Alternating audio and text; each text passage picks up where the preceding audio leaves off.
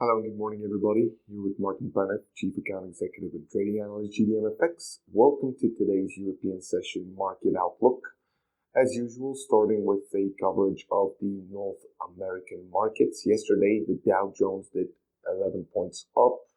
High-tech NASDAQ also did 20 points up movement yesterday. The Dixie Index is slightly up by 0.10%.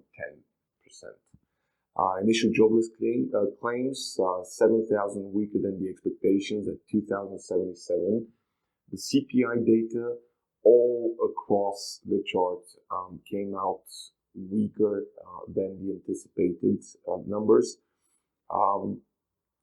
Somewhere quite weaker than the expectations. Yesterday as well, Philadelphia Fed manufacturing survey showed 4.7 points better than the expectations, and also housing market index came out better than the expectations. A reading on the U.S. inflation missed expectations yesterday, while initial jobless claims rose. Basically, the Brent rose at the fastest monthly pace since 2007 last month. A reminder that one of the biggest expenses for most Americans is not easing up. The Philadelphia Fed Manufacturing Index showed mild improvements in June, lodging its second positive reading in the past 10 months. And a closely watched index of home builder sentiment rose to its highest reading since January.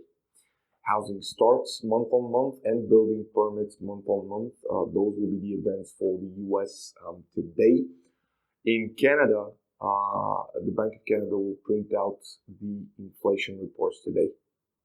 Moving to the European markets, yesterday DAX 30 and CAC 40 are looking at a daily trend reversal since yesterday's euro drop. 250 pips up for the German index, and this was the move yesterday, and of course 110 pips for the French CAC 40. The euro was on the back foot against most of its rivals in Forex, ending roughly flat against the Swissy and the dollar. There were no apparent catalysts for the weakness, however, but it's possible that Brexit is also affecting the euro. After all, a Brexit would also hurt the European Union as well. The Swissy weakened intensely against most of its Forex rivals after the central bank head gave us a piece about the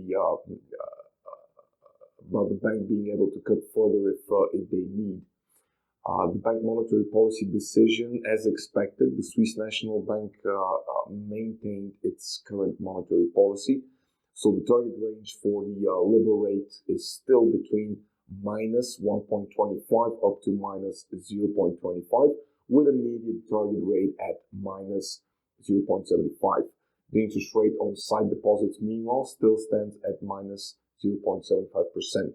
Regarding the outlook, the SNB is still forecasting that the GDP growth for 2006 will be 1% and 1.5%, but it upgraded its inflation forecast from minus 0.8 to minus 0.4. The significant increase in oil prices is one of the reasons for that.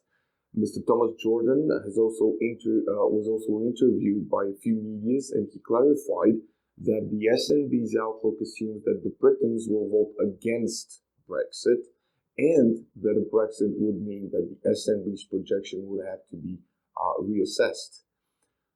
Jordan also warned that the SNB can still push rates deeper into negative territory if needed. Finally, he also didn't skip a beat and repeated that the SNB's mantra that the Swissy is still significantly overvalued, and that the bank will continue to intervene in the Forex market in order to make Swiss franc investments less attractive, thereby easing pressure on the currency, of course.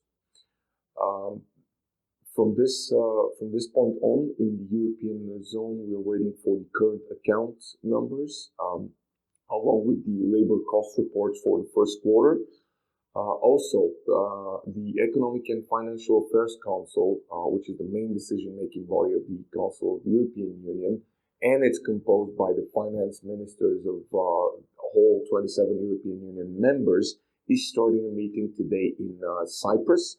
Later on in the afternoon, we're going to see Mr. Draghi, who will deliver a speech in the late afternoon hours. Moving to the UK markets, the FTSE 100 is up with almost 80 points and closed at 5,985 yesterday. 10-year gilt yields closed at 1.48%.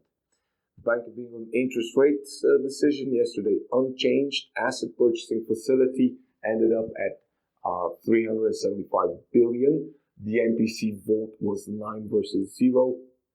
Also, we had retail sales month on month better than the expectations all over. Quite positive retail reports for the British economy. As a fundamental note, an unlikely event halted the downslide of the pound and may signal a turn in public opinion in relation to the upcoming referendum. The shooting and following death of Labour MP Joe Cox resulted in a halt of both the Remain and the Leave campaigns. Joe Cox was strong and vocal supporter of the Remain vote, which may result of the Remain campaign gaining strength. A side effect of that was a rebound of sterling, which gained ground against most of its major rivals. The retail sector in the UK showed incredible results, advancing steadily in the recent month, and also the Bank of England decided to keep their policy and interest rate unchanged and warned that a vote to leave the European Union will have a damaging effect on the British economy.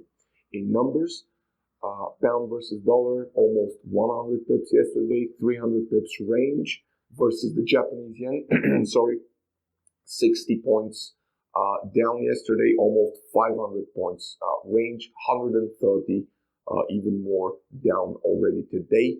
Versus the Aussie, 190 pips up yesterday out of 285 pips range. Versus the Lumi, 130 pips up yesterday, 180 range. And versus the New Zealand dollar, 175 pips up yesterday, 265 range. Also, the pound versus the Swiss franc was 155 pips up yesterday from 280 pips range. Going to the Asian market, yesterday the Nikkei 225 ended negative almost 200 points out of 640 range.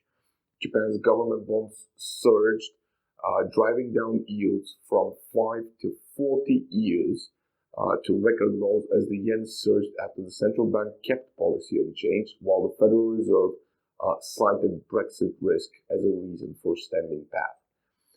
In numbers, also the yen did quite significant rages yesterday, up to 400 pips versus the euro. Let's say big movement versus the main rivals, 100 pips all over.